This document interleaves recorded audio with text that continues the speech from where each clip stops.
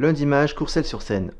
L'association Un Monde tout en couleurs présidée par M. Michel Jean-Baptiste Simone organisait samedi 9 novembre une soirée dansante à la salle des fêtes de la commune. Cette action était programmée à l'occasion du 5e anniversaire. Un Monde tout en couleurs organise des activités culturelles antillaises, mais aussi parfois le carnaval de la commune et très bientôt le marché de Noël, sans parler de leur crosse du printemps et consorts. Lundi 11 novembre, une date bien connue en France, l'armistice. Courcelles-sur-Seine a également des anciens qui ont combattu ou servi leur pays sur différents continents. Ils étaient donc aux côtés du maire, M. Raymond Bourblanc, lui-même ancien cadre de l'armée française, pour honorer la mémoire de ces jeunes tombés au combat. Decaux. Mort pour la France. D. Mort pour la France. D. Mort pour la France. Gaulle. Mort pour la France. G. Mort pour la France. G. Mort pour la France. Picard. Mort pour la France. Picry. Mort pour la France. Yvelin. Mort pour la France. Yvelin. Mort pour la France. Lousteau. Mort pour la France. Deveau. Mort pour la France. Marc. Mort pour la France. Picard. Mort pour la France. Picry.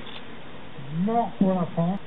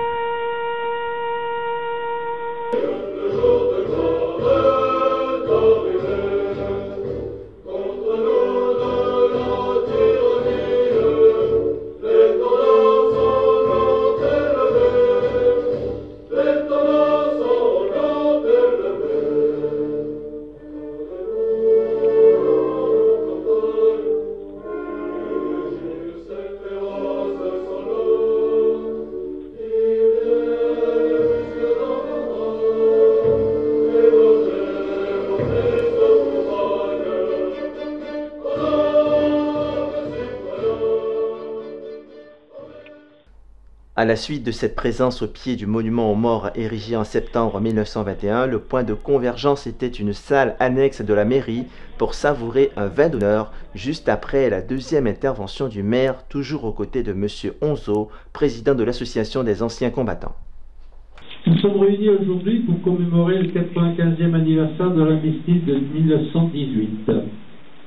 Le 11 novembre 1918, dans la clairière de Retonde, au cœur de la forêt de Compiègne, à 5h15, le maréchal Foch, commandant suprême des forces alliées, a reçu la capitulation de l'Allemagne du Kaiser. Cet armistice, effectif à 11h du matin, laissait place aux clameurs de la victoire pour céder enfin au silence du deuil.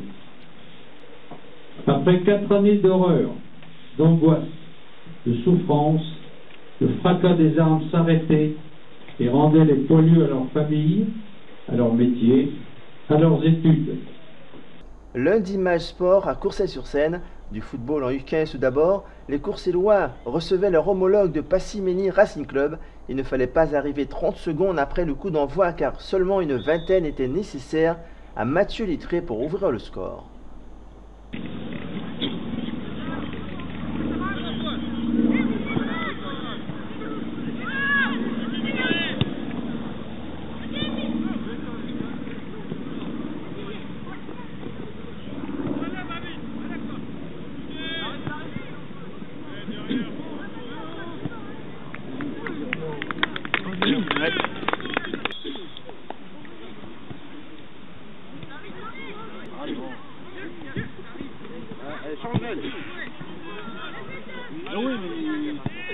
Nous sommes en deuxième période et le jeu reste agréable à voir. Les Courcellois jouent bien et égalisent par leur numéro 9. Voilà, égalisation de Courcelles-sur-Seine. Le match continue d'être agréable, les Passéens jouent bien également, se créent beaucoup d'occasions, bien arrêtés par le gardien adverse ou hors cadre. Néanmoins, à l'approche de la fin de la rencontre, Elias Wallon a eu la bonne idée de faire trembler le filet courcellois et donner un avantage irrémédiable à son équipe qui sort vainqueur de cette rencontre en retard.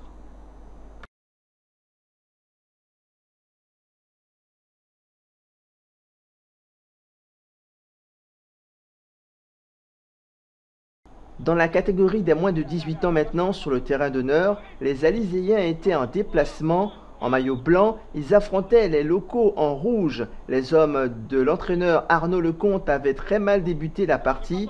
Une action côté droit se transforme en but. But marqué par un Courcellois contre son camp. Et peu après, un deuxième venait aggraver le score. Il a deux occasions. Oh. Eh bien les gars! On dans celle-là. Vas-y, avance. Eh, Nico!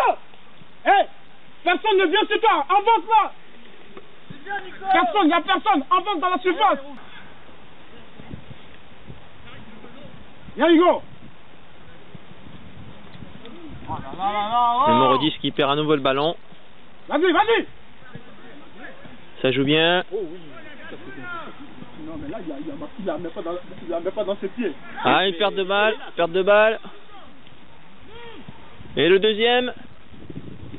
Et c'est dedans. Le numéro 9. Eh, on reste sérieux. À peine 10 minutes les gars. La défense, on la laisse comme ça. Bien. Adam.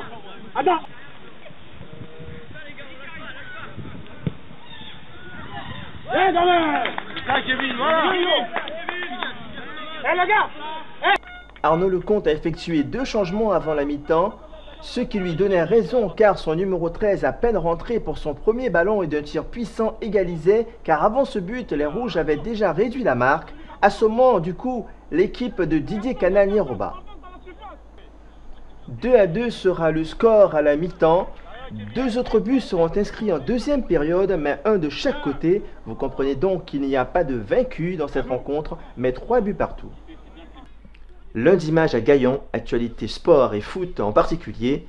Le club local, le FC Heure Madricène, recevait Bois-Guillaume. La dernière rencontre à cet endroit de la saison dernière s'était soldée par une victoire bois-guillaumaise sur un but de Charles Bazin.